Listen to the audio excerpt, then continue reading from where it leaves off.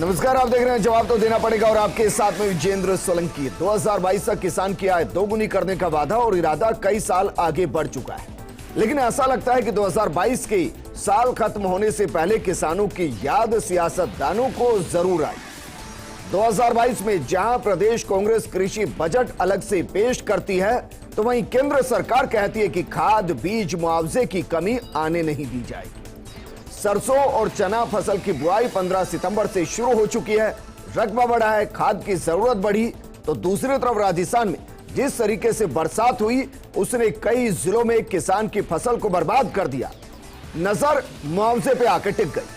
केंद्र सरकार कह रही है कि पीएम फसल बीमा योजना के जरिए 164 लाख का मुआवजा दिया जाएगा, तो बीज की किल्लत को भी दूर कर दिया जाएगा।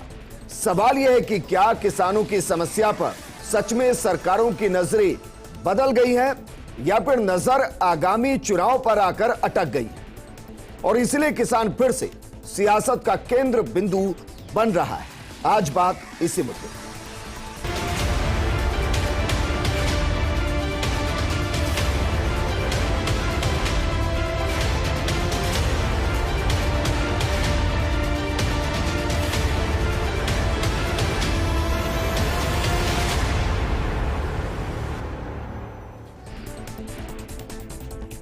किसान को तीन चीज चाहिए होती है: खाद, बीज और मुआवजा। क्योंकि जिसे हम कहते हैं ना कि फसल का उचित मूल्य मिले, वो मांग अब दूर दूर तक पूरी होती दिखाई देती नहीं है और इसलिए इन तीन चीजों पर आकर बहुत सी चीजें टिक जाती हैं। लेकिन सवाल यह कि एक तरफ जहां हमने वो तस्वीरें भी देखी जहां लहसुन की फसल को नदियों में बहाया गया, तो दूसरी तरफ सरकारें किसानों के ऊपर आकर टिक गई।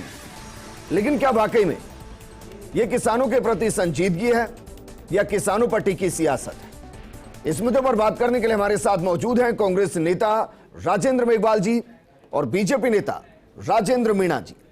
राजेंद्र मीणा जी, पहला सवाल आपसे सर, खाद भी दे रहे हैं, बीज भी दे रहे हैं, मुआवजा भी दे रहे हैं। 2022 के अंत में आते आते ऐसा क्या हुआ कि किसानों की तरफ फिर से फोकस हो गया? सरकार का पहले भी केंद्र सरकार का पूरा फोकस था। जिस दिन से सरकार आई किसानों के बारे में सोचती है और किसान के हित में जो भी उनके काम के लिए किसी के लिए जो भी कर सकते हैं वो सारा उन्होंने किया है। आज खाद की कमी भी नहीं आई। उन्होंने बीच में भी नीम कोटा की यूरिया की व्यवस्था की। आज खाद उनको आज खाद की बात है तो आज क्या रकबा जितना है 112 लाख हेक्टेयर भूमि पे इन्होंने जो कि राज्य सरकार ने उम्मीद जताई थी कि खाद की, आज 116 लाख हेक्टेयर की उम्मीद है कि बुवाई होगी सरसों की, गेहूं की, चना की। और इन्होंने राज्य सरकार ने खाद की मांग नहीं की वहाँ, तो केंद्र सरकार तो पहले से ही तैयार है।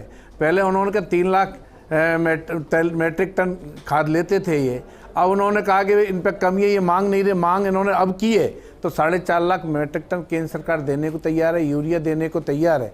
और अभी 2 लाख मेट्रिक टन इसी माह इनको डीएपी मिल भी जाएगा। और डीएपी जो इन्होंने मांग की थी, जो पहले ही ले लेते 6 महीने पहले। राजस्थान में ही बट रहा है या गुजरात भी बट रहा है?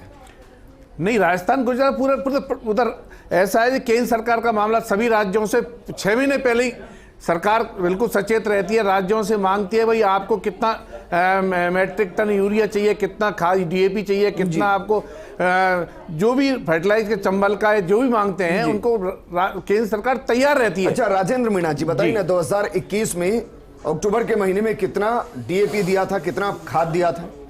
2020 में कितना खाद दिया था? इन्होंने जितना इन्होंने मांगा, नहीं बताइए ना। मैं बता रहा हूँ, ये इनकी मांग अब तक 3 लाख मेट्रिक टन डीएपी की रहती थी, वो हमेशा पहले भी पूरी की। आज इन्होंने मांगी है लगभग 90% ये खाद ले चुके हैं डीएपी। और इन्होंने अब मांग की है कि हमारी अब क्योंकि रकबा एरिया बढ़ रहा है इसलिए खाद की आवश्यकता और पड़ेगी, तो केंद्र सरकार ने तुरंत अनुमति दे दी कि हमारी तरफ से जितना खाद चाहिए डीएपी यूरिया। आज जिस तरह आज बाजरे की आज अतिवृष्टि हुई है, और उसके बाद में वहाँ आज जो खाद की जो परेशानी हो रही है, आज बुवाई हो रही है, बस सरसों की बुवाई चल रही है तो खाद नहीं मिल रहा, कालाबाजारी हो रही है, ये राज्य सरकार उसमें मॉनिटरिंग नहीं कर पा रही। आज वहाँ ऐसी स्थिति है कि आज जो 1365 में जो डीएपी मिलता था वो 1700 रुपये में आज किसान परेशान डीएपी ले रहा है। कहाँ मजबूरी, मैं टोड़ा भीम की बात कर रहा हूँ, करौली जिले की बात कर रहा हूँ। क्यों ले रहा है? जब मांग से ज्यादा, डिमांड से ज्यादा सप्लाई है तो ले क्यों रहा है? होलसेल की जो दुकान है, रिटेल की इनकी दुकान है, वहाँ इन्होंने जो नियुक्त कर रखे हैं डीलर, जो इनके बने हुए उनके पास खाद बीज पहुंच नहीं रहा। इन्होंने क्या समय पर पता है उनके स्टॉक कर लिया, इनके जो आदमी बैठे हैं रिटेल, उन्होंने स्टॉक करके रख लिया। रिटेल में आप डीएपी बेच ही नहीं सकते। नहीं, वो आपको महंगी तो दे रहे हैं, दुकान से ही खरीदना पड़ेगा। नहीं, दुकान से नहीं उनको भी मिल रहा है, डीएपी मिल रहा है। तो वो मैं बताता हूं, कुछ ये पूछ रहा हूं कि जब जो डिमांड की गई उससे ज्यादा अगर सप्लाई हो गई तो इसका मतलब ये है कि मांग कम होनी चाहिए, यही हुआ ना मतलब सर? वो सही है, पर जहां पहुंचनी चाहिए थी, जहां जरूरत है वहां पहुंची नहीं। आज जैसे कि हिंडौन, करौली की मानता हूं हिंडौन का है, इसका कारण मैं आपको बताऊं, इसका कारण ये है कि अभी तक डीएपी मिला नहीं है, खाद मिला नहीं है। अक्टूबर महीने में 2 लाख मीट्रिक टन देने की बात कही गई है, दिया नहीं अभी तक नहीं, और इसलिए खाद की किल्लत है। राजेंद्र मेघवाल जी सर, लेकिन कम से कम ये तो आप मानेंगे ना कि पहली बार जो डिमांड की गई है उसको कम से कम केंद्र सरकार अच्छे से फुलफिल कर रही है, चाहे उसके पीछे की वजह कुछ हो। किसानों को एटलीस्ट खाद भी मिल रहा है, बीज भी मिल रहा है और मुआवजे की प्रक्रिया भी शुरू हुई।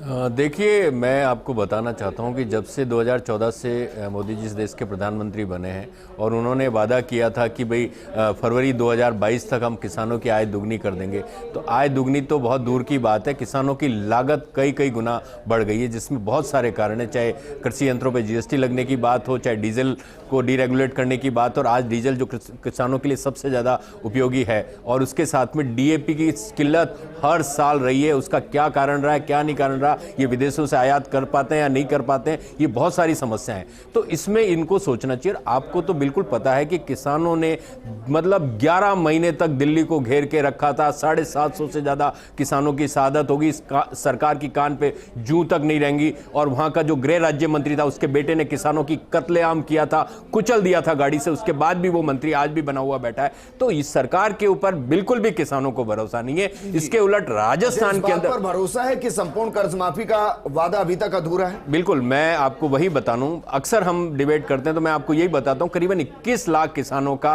करीबन 18,000 करोड़ के आसपास का कर्जा माफ हुआ है, उसके साथ में 2 लाख तक के। और जो वसुंधरा जी अपने राज्य में 50,000 तक के कर्जे, राजस्थान में सुनिए, राजस्थान में देखिए, राजस्थान में किसानों की कर्ज माफी का, राजस्थान के हिस्से में जो अपने सहकारी बैंक या भूमि विकास बैंक आते थे उनके तमाम कर्जे माफ कर दिए 2 लाख तक के। उसके बाद में राजस्थान सरकार ने केंद्र की सरकार को चिट्ठी लिखी और कहा कि हम वन टाइम सेटलमेंट करना चाहते हैं, आप किसानों का कर्जा माफ कीजिए, और जो 10% है राज्य सरकार वहन करने के लिए तैयार है। और जहां पर 10 लाख करोड़ कॉर्पोरेट का ये बट्टे खाते ऋण कर देते हैं, लेकिन किसानों के नाम पे ये नहीं करते, और संसद में कहते हैं कि हम किसानों का कर्जा माफ नहीं कर सकते। अरे भाई, आप कॉर्पोरेट का कर्जा माफ कर सकते हैं, किसानों का क्यों नहीं कर सकते? किसानों के लिए प्राइवेट बैंक के अंदर जो भी वन टाइम सेटलमेंट होगी उसमें केंद्र सरकार कहां से आई?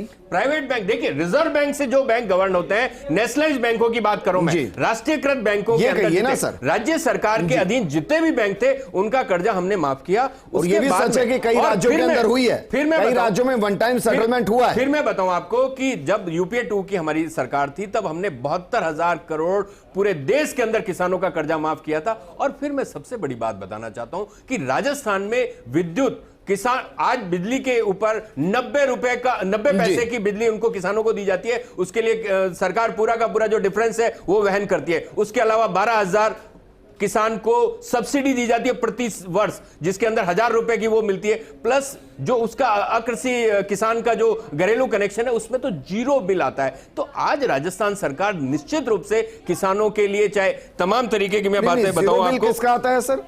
जो किसान कम यूनिट बिजली कंज्यूम करते हैं उसमें करीबन 7 लाख किसानों का शून्य बिजली बिल आया, 20 लाख किसानों को अभी एक सिक्योरिटी चार्ज वसूला जा रहा है। नहीं, वो कुछ भी नहीं है, वो नहीं है। इसमें आप देखें ना, आइए, जो रेगुलेटरी कमीशन है उसने इस चीज को नहीं माना है, वो डिफरेंस होगा नहीं, वो बिल्कुल भी नहीं हो सकता। आप इस पे बात कर लीजिए, कोई मतलब नहीं है। ये डिफरेंस जो सब डिवीजन के ऊपर से जो बातें हुई जी। उनका कोई लेना देना नहीं है। आप और ये कह रहे हैं किसी बिल में अभी तक नहीं। सिक्योरिटी चार्ज जोड़कर नहीं आया? नहीं आएगा भी नहीं आएगा।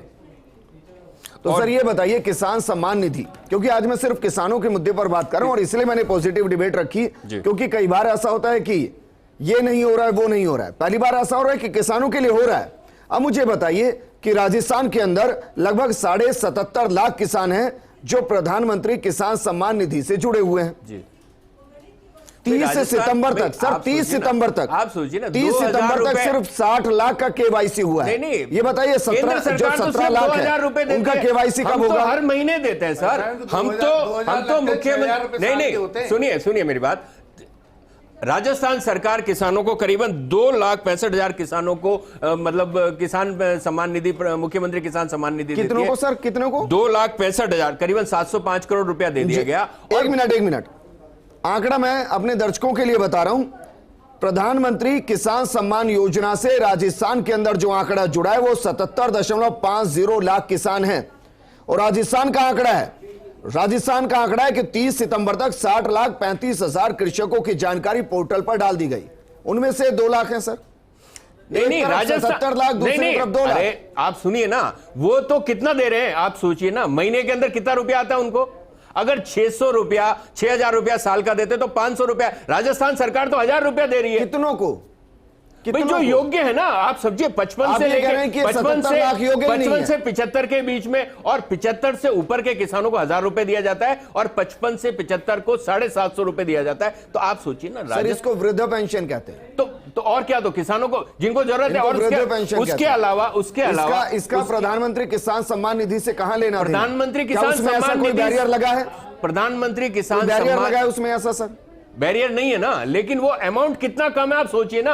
राजस्थान सरकार का 1,000 रुपया दे रही है, 500 रुपया सेलेक्टिव को दे रही है, आप उसको वृद्धा पेंशन कहिए। जिसको जरूरत है उसको मिल रहा है, आप सोचिए इस चीज को। और उसके अलावा तमाम तरीके के जो खर्चे हैं, चाहे किसानों को जैविक खेती के अंदर प्रोत्साहन देने की बात हो, चाहे बागवानी के अंदर प्रोत्साहन देने की बात हो, चाहे और भी मैं तो कह ही रहा हूं किसानों को मिल रहा है बहुत कुछ।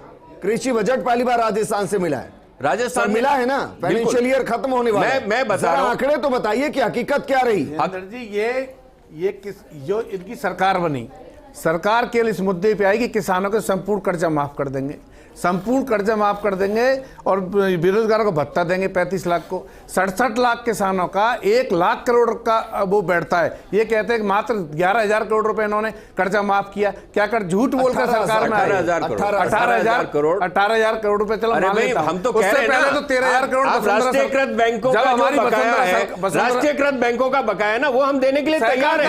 नहीं, सहकारिता का 2 लाख तक के सारे कर्जे माफ किए जा चुके हैं। राजेंद्र मीणा जी, ये तो सच है सर कि राजस्थान सरकार ने बाकायदा ये कहा कि हम वन टाइम सेटलमेंट के लिए तैयार बैठे हुए हैं।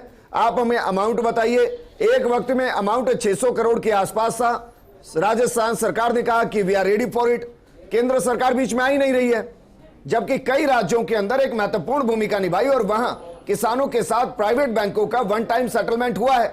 ये तो सच है सर, इस पे तो बीजेपी को भी स्टैंड लेना चाहिए कि हमारे राजस्थान के किसानों के साथ वन टाइम सेटलमेंट क्यों नहीं? इन्होंने सरकार बनाते हुए कहा संपूर्ण कर्जा माफ कर दें किसानों का, जो सहकारिता का हो, चाहे राष्ट्रीयकृत बैंकों का हो। किस आधार पर कहा है? समझदार आदमी हो, आपको पता है कि राज्य और केंद्र बटा हुआ नहीं है, राज्य और केंद्र के खजाने बटे हुए नहीं है। राज्य को मदद केंद्र करेगा तभी ही वो चीजें पूरी हो सकती है, जो भी वादे होते हैं। भारत राज्यों का संघ है, 25 सांसद, 7.5 करोड़ जो राजस्थान के लोग हैं, वो 25 सांसद चुन के जाते हैं। 25 सांसद राजस्थान के हितों की पैरवी क्यों नहीं करते? जब कहा गया कि साहब हम वन टाइम सेटलमेंट चाहते हैं, तो आपके सांसद मुंह पे टेप चिपका के क्यों बैठे? मोदी जी के सामने क्यों नहीं बोले? आपने कब पैरवी की? हमने कहा ना, हमने मुख्यमंत्री ने 6 बार चिट्ठी लिख के दी है। रामपाल जाट जी हमारे साथ जुड़ गए हैं, रुक जाइए। रामपाल जाट जी, इस वक्त तो सर गर्व से सीना चौड़ा हो रहा होगा। देखिए, किसानों के मुद्दे पर दोनों पार्टी के नेता ये कह रहे हैं कि हम किसान हितैषी हैं, और जिस तरीके के फैसले हो रहे हैं, चाहे वो मुआवजे की बात हो, वक्त से पहले बीज के लिए कह रहे हैं कि मुफ्त दे रहे हैं, आप ले लीजिए जितना लेना है। खाद के लिए कह रहे हैं कि चलिए 4 लाख मीट्रिक टन खाद देंगे, 2 लाख मीट्रिक टन इसी महीने दे देंगे। और भला किसान को क्या चाहिए?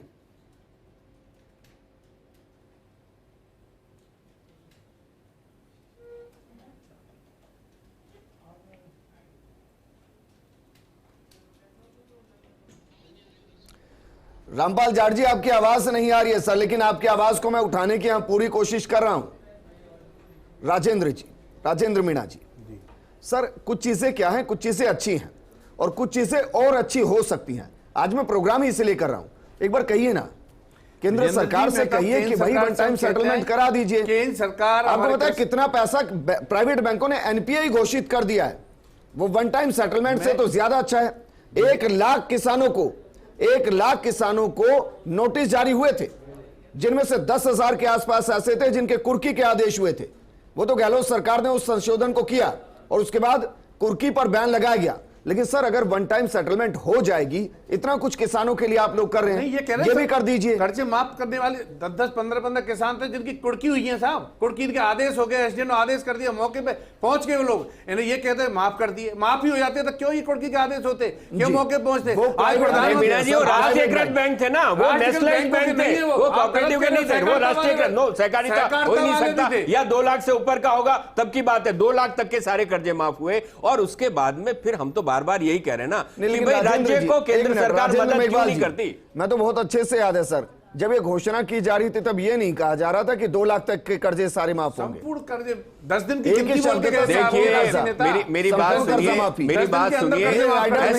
ऐसा नहीं है भाजपा ने क्या किसानों के कर्ज माफ वादा नहीं किया, उस पर पड़ी नहीं, हमने अपना वादा निभाया। धोखा तो आप लोग कर रहे हैं, आपने संसद के अंदर कहा कि किसानों का कर्जा माफ नहीं कर सकते, और बेरोजगारी भत्ते की बात करते हो, 6 लोग किसानों से झूठ बोला, करीबन 2,000 करोड़ का बेरोजगारी भत्ता दिया जा चुका है। आप रामपाल जाट जी हमारे साथ जुड़ गए। रामपाल जाट जी, अगर आवाज आप तक पहुंच रही है सर, आपको अच्छा लग रहा है कि इस वक्त सारी सरकारें किसान के बारे में सोच रही है और 2022 में ऐसा रहा जिसमें कृषि बजट भी आ गया, उम्मीद से ज्यादा बीज मिल रहे हैं, खाद मिल रही है, वक्त से पहले मुआवजा मिल रहा है। मैं ये कह रहा था सोलंकी साहब जी, यदि इनकी बात सच हो ना धरातल पे तो हम बहुत खुश हैं। जी, दिक्कत ये है कि इनकी बात धरातल पर सच नहीं है। आप खाद की बात देखो, नैनो यूरिया,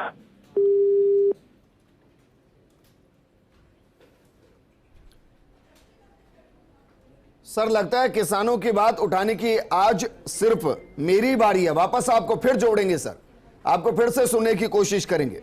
लेकिन राजेंद्र मेघवाल जी, सर राजस्थान में किसान तो राज्य सरकार को ही जानता है और उसी से उम्मीद करता है। देखिए विजेंद्र जी, ये बात नहीं है। राजस्थान से करीबन 25 सांसद भी 2014 में भी 25 सांसद गए थे और 2019 के अंदर भी 25 सांसद गए थे। उन्हीं 25 सांसदों को ये 7.5 करोड़ राजस्थान वाले और उसमें तमाम किसानों ने भी वोट दिए थे। आप सोचिए ना, वो सांसद क्यों नहीं राजस्थान के हितों की बात करते।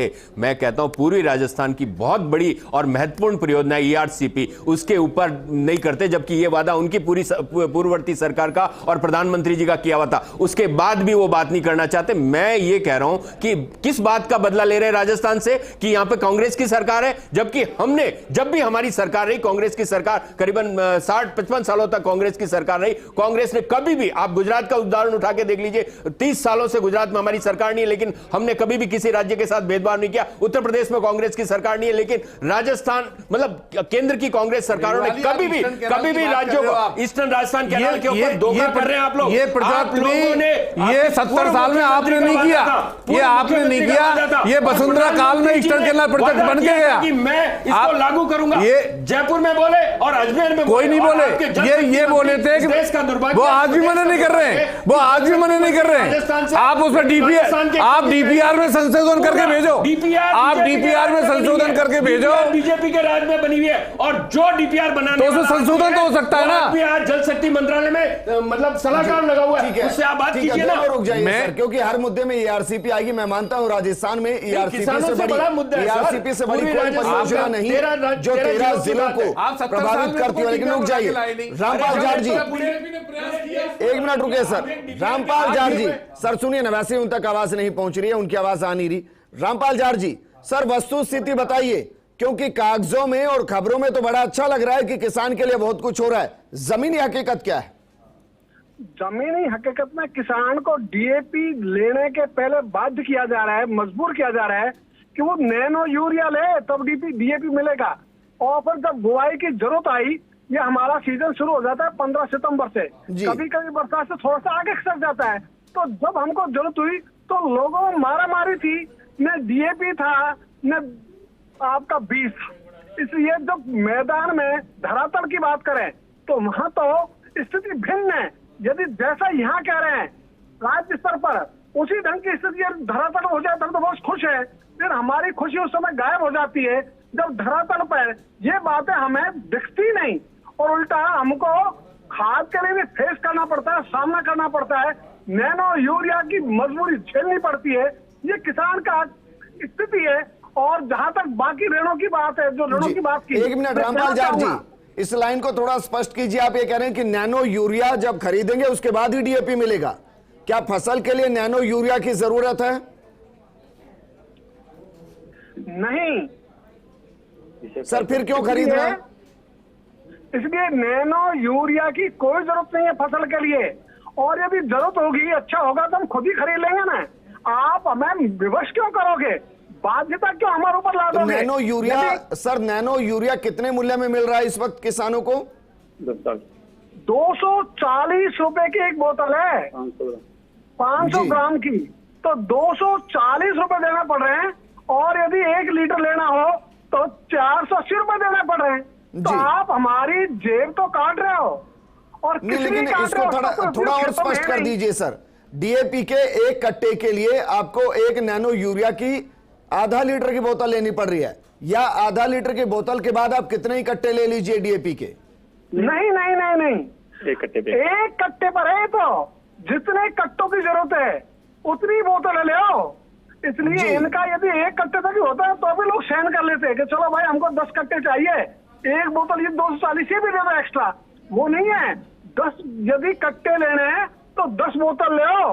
जी। ये तो है ना किसान को बाध्य करना, किसान को मजबूर करना, तो ये उसको असहाय बना रहे हैं। अच्छा सर ये बताइए, एक खेत के अंदर कितने डीएपी के कट्टे की जरूरत पड़ेगी? ये अलग अलग इलाके में अलग अलग जरूरत होती है, एक जैसी नहीं होती। लेकिन कम से कम 1 बीघे के लिए एक किसान को कम से कम 5 कट्टे ये तो चाहिए ही, इसमें कहीं कमी नहीं कर सकते। तो ये जो स्थिति है, जितना चाहिए उतना तो मिले। और यदि जो जी। किसान खेत में जाता अच्छा, है, ये व्यवस्था उसको लगता है राज्य कम स्तर की है, केंद्र स्तर की है सर? हाँ, ये सही है कि ये जो नीति है नैनो यूरिया लेने की, ये केंद्र सरकार की है। लेकिन राज्य सरकार इसके चक्कर में क्यों पड़ रही है? राज्य सरकार भी ये कहे ना कि भाई हम तो इसको नहीं मानेंगे। तो जब राज्य सरकार के प्रयोगशालाओं में इसका परीक्षण ही नहीं हुआ तो जी। राज्य सरकार ये बात भी क्यों कर रहे हैं? आदेश एक मिनट रामपाल जाट जी, आप ये कह रहे हैं कि नैनो यूरिया का परीक्षण हुआ ही नहीं कि इसका फायदा क्या होगा, नुकसान क्या होगा? हाँ जी बिल्कुल। और इनका जो ना जो एग्रीकल्चर डिपार्टमेंट है उसमें शामिल नहीं किया इसको पीओपी में। तो यदि वो शामिल करते पीओपी में तो ध्यान आता कि चलो भाई कम से कम पीओपी में तो शामिल किया है। तो ये कहीं भी उसको शामिल करे नहीं, प्रयोगशाला में उसको लावे नहीं, और जी। तब भी बाध्यता के लिए। ठीक है और सर, अब आप रुकिए 1 मिनट सर, आपने एक बड़ा खुलासा किया है। राजेंद्र मीणा जी, सर ये कौन सा फर्जीवाड़ा चल रहा है? नहीं, वो तो लैब में टेस्ट हुआ और फर्जीवाड़ा नहीं है। ये तो उनको अच्छा लगे तो ठीक है, लो नहीं मत लो। ये कहाँ- तो जबरदस्त- ये कहाँ मैं कहा बता रहा हूँ, जाता है? मेरा नहीं अभी बता रहा हूँ, लेटेस्ट है, करौली जिले में खाद बटा है।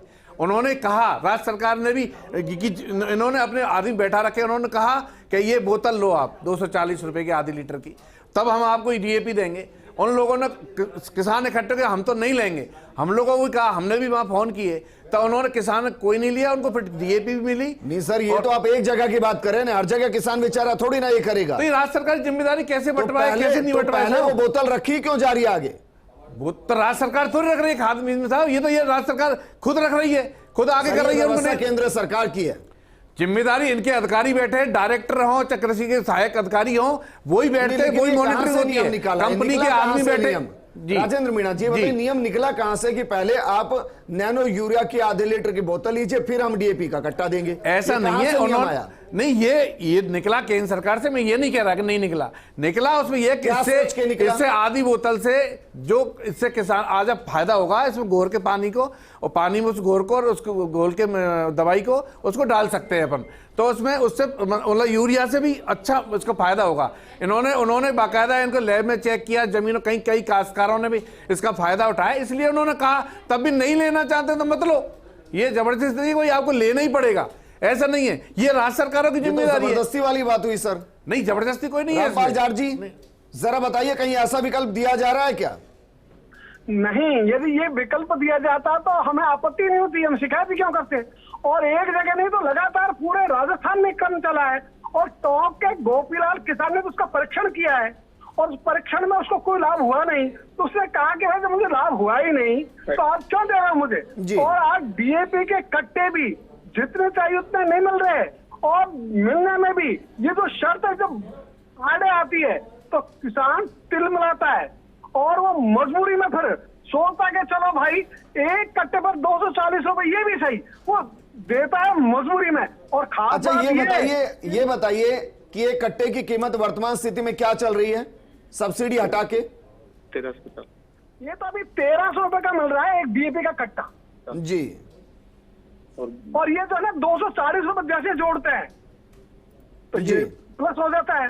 तो आप 1300 के कट्टे के 1540 रुपए, 1740 रुपए, ये क्यों लोगे हमसे? अच्छा, एक और सवाल, क्योंकि मुझे प्रोग्राम क्लोज करना है। ये बताइए, अगर इसी नैनो यूरिया को मैं बाजार से वैसे खरीदता हूं तो ये आधा लीटर का कितने में मिलेगा? नहीं, अभी नैनो यूरिया इफ्को बना रही है, और इफ्को ने कहा कि हमारा पेटेंट है, इसलिए इफ्को जो है उसके माध्यम से ही आ रहा है। तो क्या ये सरकारी संयंत्र है? ये भारत सरकार का जो है ना वहां की संस्थान है, इसलिए इफ्को ये है तो सहकारी क्षेत्र में, लेकिन कंट्रोल भारत सरकार का है जी। तो कंट्रोल। ठीक है राजेंद्र मेघवाल जी, मुझे प्रोग्राम क्लोज करना है सर। अगर ये वाकई में व्यवस्था है तो इसमें राज्य सरकार को कोई तो कदम उठाना चाहिए। मैं तो इस प्रोग्राम को कर रहा था पॉजिटिव वे में, लेकिन एक नई चीज निकलकर सामने आई। देखिए, रामपाल जी ने बहुत सही बात बताई कि जो इफ्को द्वारा जो बनाया गया नैनो यूरिया है उसके लिए राज्य सरकारों को या राज्य सरकारों को बाध्य किया जा रहा है, तो निश्चित रूप से ये नहीं होना चाहिए। और जो भी डीएपी की मांग की गई है, क्योंकि अब फसल का सीजन, दोबारा से बुआई का सीजन आने वाला है, तो उससे पहले राज्यों को जितनी भी डीएपी की मांग है उसके साथ में मांग के साथ मिलना चाहिए। और इस तरीके की बाध्यता है, और किसी को भी अगर अनैतिक फायदा पहुंचाने की भी केंद्र सरकार की मंशा है तो उस मंशा पे भी विराम लगना चाहिए। नहीं, अनैतिक तो किसको होगा सर? अगर सरकारी संयंत्र है तो सरकारी फायदा होगा। सरकारी संयंत्र है तो भी अब केंद्र सरकार को फायदा हो रहा है, राज्यों को क्या मिल रहा है? बात तो वही हो रही है ना। रिजर्व बैंक में तो बहुत सारा पैसा पड़ा है, लेकिन राज्यों को तो मिलता नहीं है ना। तो अनैतिक फायदा दूसरों को दे रहे हैं, चाहे कॉर्पोरेट को दो, चाहे किसी कॉर्पोरेट कंपनीज को दो। यहाँ पे तो शुक्रिया हमारे साथ जुड़ने के लिए। राजेंद्र मीणा जी आपका भी शुक्रिया, रामपाल जाट जी आपका भी शुक्रिया। आपने जो जानकारी दी मुझे लगता है उससे राज्य सरकार को ध्यान देने की जरूरत, केंद्र सरकार को भी ध्यान देने की जरूरत, और किसानों को जागरूक होने की जरूरत। मना कर दीजिए, अगर आपके काम का नहीं है तो बोलिए कि नहीं चाहिए, और अगर कोई जबरदस्ती करता है तो वीडियो बनाकर फर्स्ट इंडिया को भेजिए। नमस्कार।